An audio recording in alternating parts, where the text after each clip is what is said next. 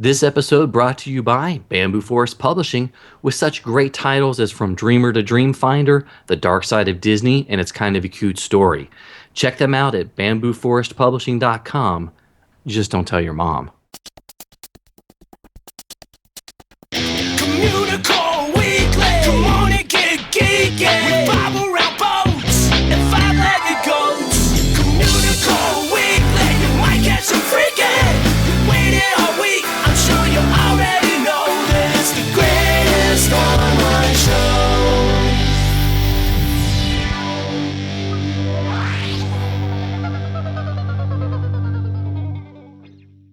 Well, hello, and welcome to Communicore Weekly, the greatest online show and home to the Communicore cadets.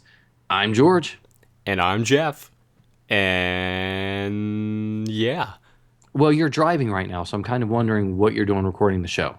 Well, it's hard to coordinate the driving and the actual recording process and holding the microphone up at the same time. And Martina's sleeping in the back, so. And there's not a lot of road noise, which is good. Yeah, I got this really great wind screen. I know people were complaining about the Bob Gurr episode with the wind in the background. So But I got this great that's the noise screen. that goes with Bob Gurr everywhere. That's true. That's the He's noise so that, important. So those are amazing. his fans, guys, cheering in the background. Yes, fans cheering in the background. I like it. So while you're out there, anything special like the world's biggest ball of yarn or twine or something like that? I will be seeing the world's largest ball of twine. One of them. There's two competing ones. I'm going to the one in Culver City, Kansas. Okay. So I'll report back on that one. Don't you worry, guys. Promise me you will drive out of the state of Kansas, drive back into Kansas, drive out, turn to Martina and go, I don't think we're in Kansas any longer, and then drive on. It's funny you say that because I had plans to do that anyway. We'll have to make sure she doesn't listen to this episode. I'm sure she won't, but I can tell you the outcome now, and it's probably her punching me. Yeah, probably. So I'll let you know about that. I will text you immediately afterwards. As soon as it goes. Well, and I know you're going to make a stop at the Walt Disney Hometown Museum. Yes, I will. In Marceline, Missouri. I'm very excited about that. So we'll have a trip report about that, and I will have I'll probably have a 0.5 or a hot seat with some of the folks that work there. Yeah. So that'll be a good time. That's awesome. I'm not jealous at all. No, because you can come visit now whenever you want. Ooh, and stay for free. Yeah, you get a free hotel room. Yay! It's a couch. Well, hey, that in somebody works. else's apartment. Hey. But it's free. It's free. It's time for Disney History.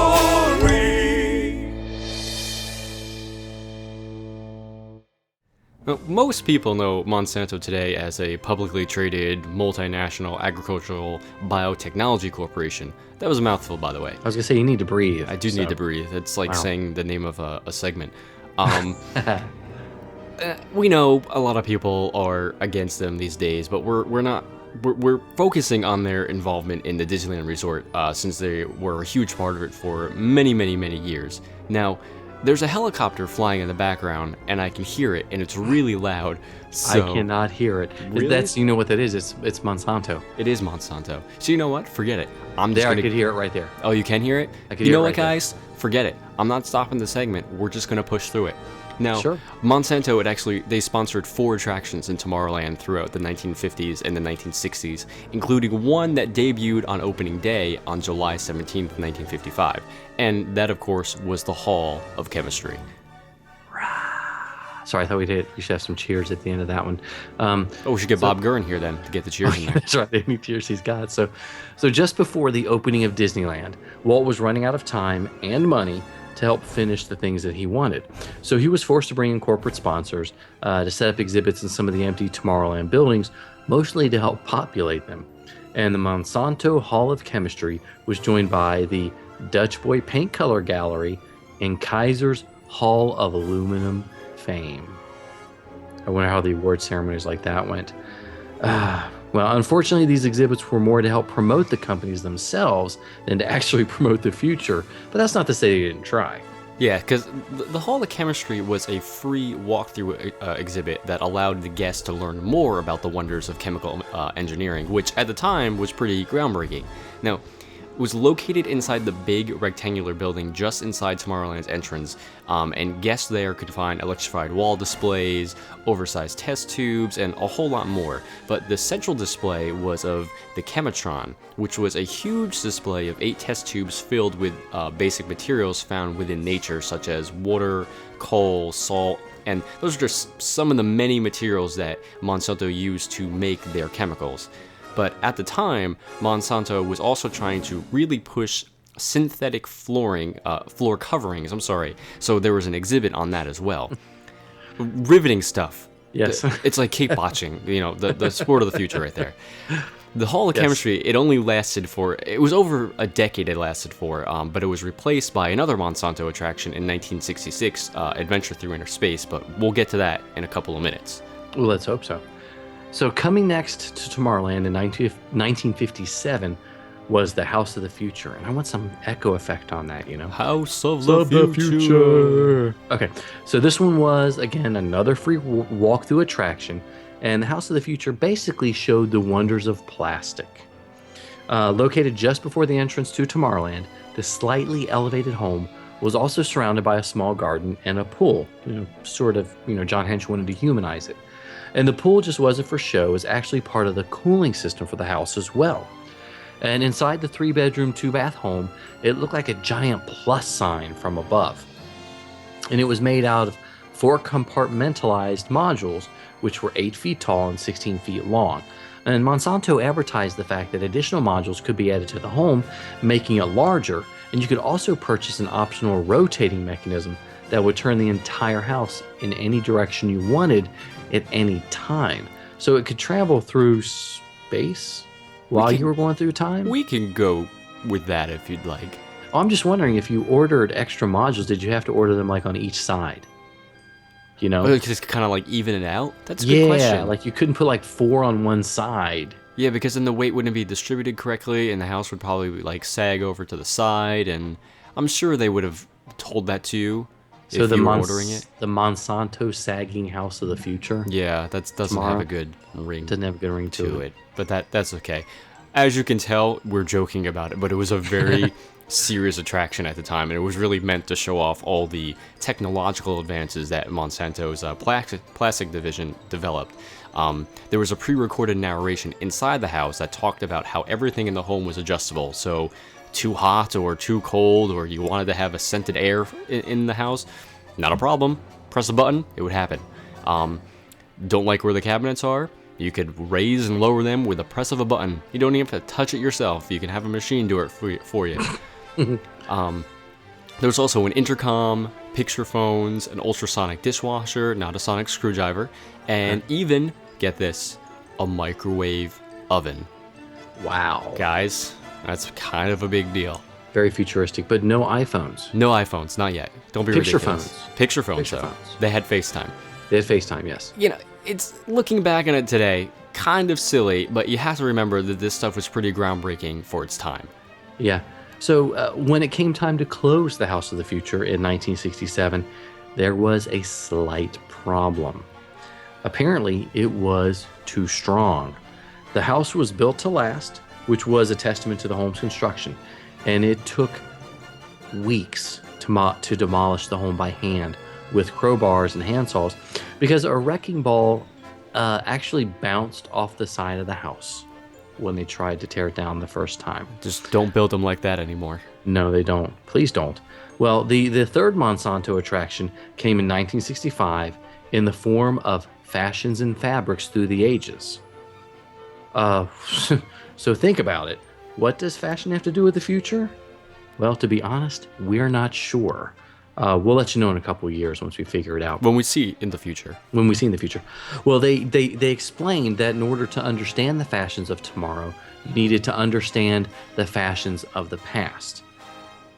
Just go with it. Just go with it. Yeah, we'll just go with it anyway. So located next to their Hall of Chemistry exhibit, Fashions and Fabrics Through the Ages start off by showing fashions from prehistoric times, such as animal skins, I guess, And then they moved on to ancient Egypt, the Renaissance, and more. On display were historic gowns, actually, that belonged to several famous women, such as Mary Todd Lincoln. And they even had a synthetic spacewear from the future to help tie into its Tomorrowland setting. Of course, all these were there just to help promote Monsanto again, who in their brochure claimed it was very easy to duplicate the natural fibers of the past with man-made fibers of today. Surprisingly enough, this groundbreaking attraction only lasted 9 months. The entire building that it was located, including the Hall of Chemistry next to it, was gutted for the fourth, final, and probably most famous of all the Monsanto exhibits, Adventure Through Inner Space. Yay. Now, the attraction opened in August 1967 and was part of Tomorrowland's massive redesign. It also showed off the wonders of Monsanto's chemicals, but this time with a new and kind of unique vantage point from within the atom itself. So, guests who visited the attraction, they probably finally remembered the Mighty Microscope in the queue, in which they could watch other guests inside their automobiles slide into and then magically shrink into 8-inch tall replicas of themselves, which traveled into a snowflake. All very scientific. Mm-hmm. But from there, the automobiles continued to shrink, and they went to visit the inside of a water molecule and then into an oxygen atom. And of course, what Disney attraction would be complete without some sort of conflict? So the snowflake that you entered, it started to melt, and you had to go through all sort of crazy problems to get out of there in time, just so you can be re-enlarged again and to enjoy the rest of your day in the park. Yep, sounds like fun to me. So there was a litany of Disney Imagineers that were involved with the creation of the ride. Claude Coach designed most of the journey itself, from John Hench's initial concept sketches. Ex Atencio wrote the script, which was voiced by Disney staple Paul Frees, the ghost host. The Sherman Brothers penned the Miracles from Molecules exit song, while Buddy Baker did the background music. And much like their other attractions, Adventures Through Inner Space was free for all to see. Children, however, had to use a special coupon located inside their ticket books in order to ride unsupervised. The real breakthrough of the attraction, though, was that this was the very first version of the famous Omnimover system in Disneyland. Of course, the success of this ride led to the system's use all over. Unfortunately, Adventure Through Inner Space closed in 1985 to make way for Star Tours.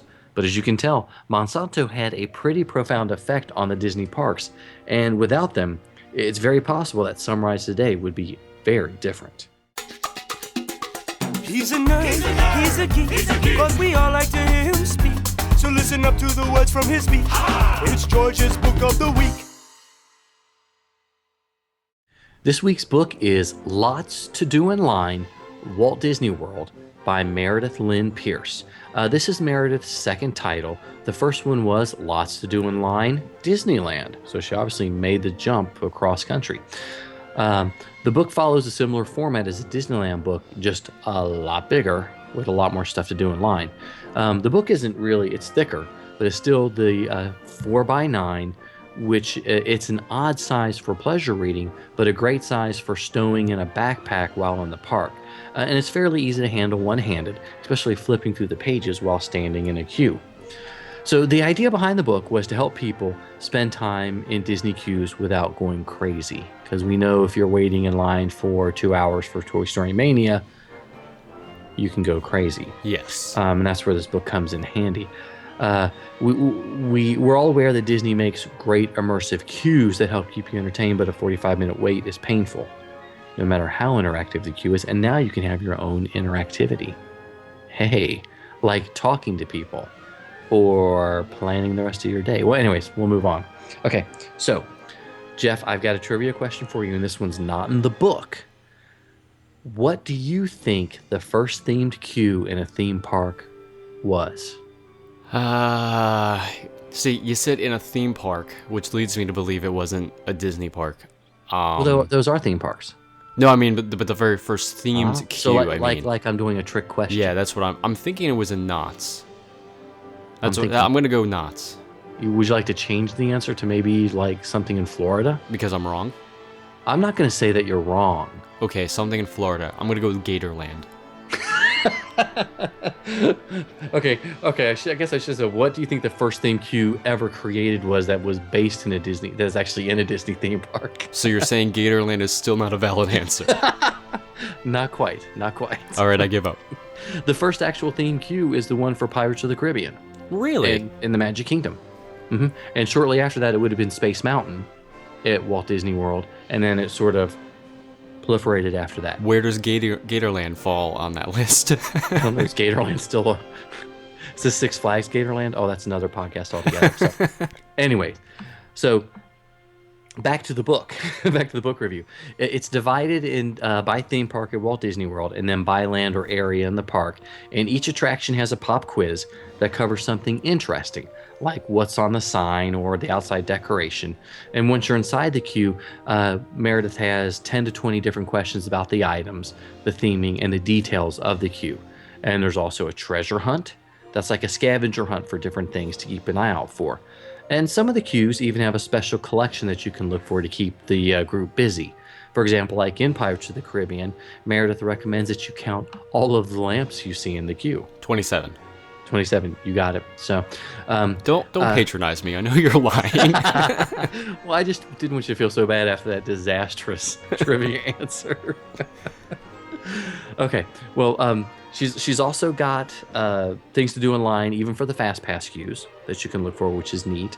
And one thing that I really liked is that she has the answers at the end of each section. So you're not flipping to the back of the book for the answers. They're right there. That's like a minor thing, but it's really a big thing in the grand scheme of things. I like that. Makes a huge difference. Yeah, if you can flip, well, just don't let your kids or other people in your party see the book. Control the book at all Don't let them times. know you're cheating. That's what we're saying Exactly. to you. Don't cheat there. So there's also, she provides some interesting games you can play in the queues that might not, when you might not have much else to do. Like, if you're standing outside Finding Nemo the musical, and she talks about a game called Go Fish. And this is similar to what other games, but you're supposed to try and spot people in the queue or people walking by that fit a specific description, like wearing a red shirt or has a ponytail and a backpack, and you get points for this. And she does that in a lot of different areas, like people that are wearing fanny packs, you get a certain number of points, and you get more points if you make fun of them out loud. Is that the Communicore Weekly version of the game? I was going to say, that's sort of the snarky version of our game, as long as we can run quickly the other way and don't get punched in the face.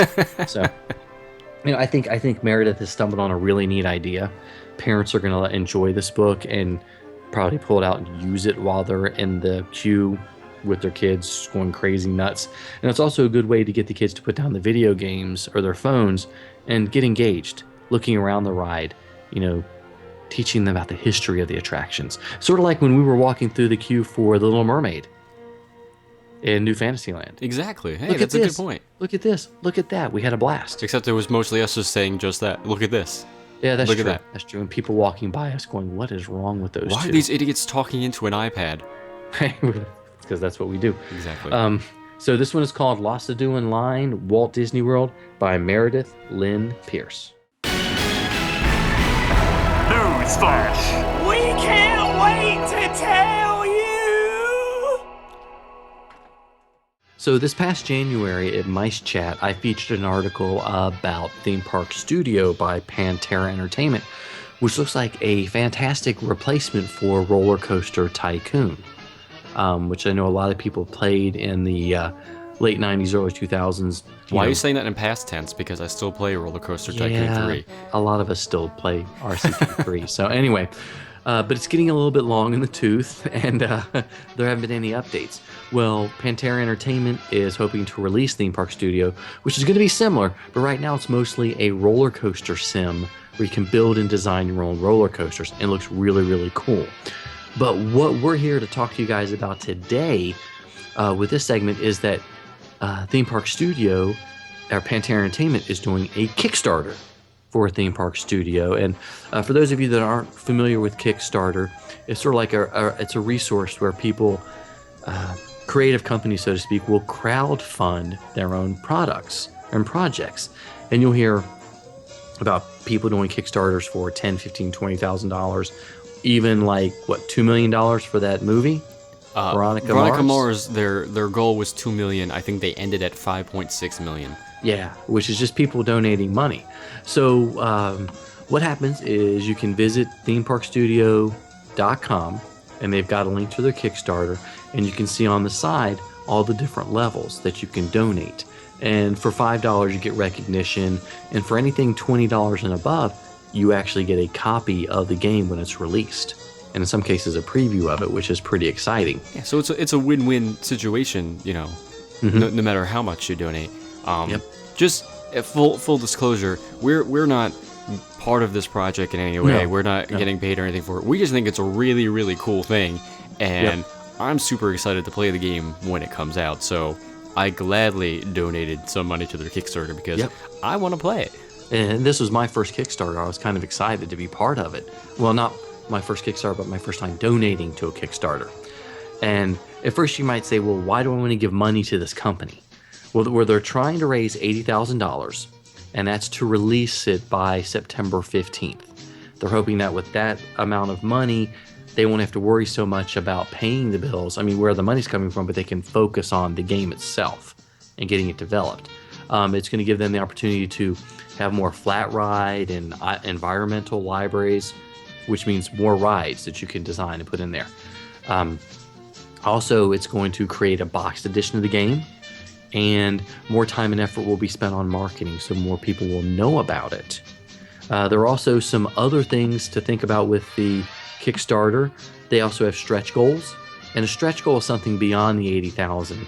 If they make a lot more money, that was wrong. I'm sorry. If people donate more money to the Kickstarter, not only will they create the box edition, but they're looking at doing a Mac version as well as a PS3 version, and they want to do a money management version as well, sort of like what Roller Coaster Tycoon did, where you could hire people, you could pay to build rides, you had to manage your food stalls and stuff like that. I'm excited about it. And for those of you that dig really deep and pledge at least $1,000 or more, you get invited to the actually if you donate $500 or more, you get to go to the Disneyland wrap party, which is pretty cool. I didn't donate that much, but I'll probably go to the park the same day as the brat party, and then I'll just hang it on the outskirts. So if you donate $20, you can hang out with me. And you'll just say, yeah, I'm with MiceChat, the press. Exactly. So let me in. They do have one level, which is $5,000, where they will pay for you to go to Disneyland, basically. They will pay for you to get into the park, pay for a hotel stay. So it's pretty exciting. So I'm excited about this Kickstarter. I'm excited about Roller Coaster Theme Park Studios because we can design and build our own theme parks.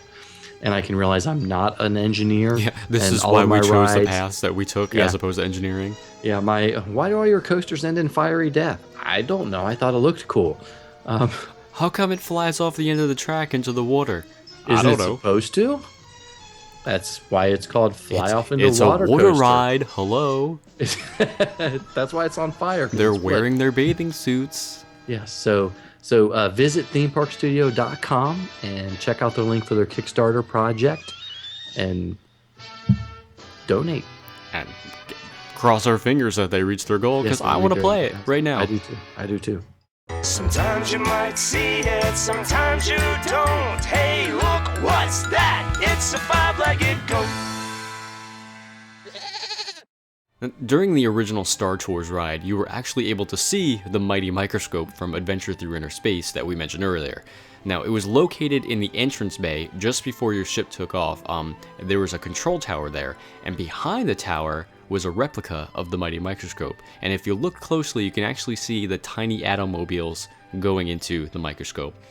You can also see it today in Star Tours 2.0 if you get the sequence with the Death Star, because just as you exit the Death Star, if you look to the left side of the screen, you'll be able to see it floating in space. So now I have to write it over and over and over again. I don't think I've ever gotten the Death Star sequence. I haven't either. I might have to check that out again and again. I get lots of Hoth every single time. Yes, lots of Hoth. Not that we're complaining. No, Hoth is cool. Yeah, Hoth is, it is. Actually. Very, very cool. I see what you did there. Cool. I know what you're going chilly. for. I know. So, well, thank you guys so much for watching and listening to us. Yeah, be sure to leave us a comment and rate us on the iTunes. Yes, love us. Don't forget those 9-star ratings. Email us at communicoreweekly@gmail.com with your bathroom break photos or photos of the Mighty Microscope on Star Tours 2.0. Or just to say hi. Just to What's say up, hi, guys? yeah. How's it So you going? guys- That's fine. We like that too. You can also like us on the Facebook at facebook.com/Communicore Weekly. Yep. And follow us on Twitter at I'm at Imaginerding and he's at Jeff Heimbuck. I was going to try to change your name last. Right there.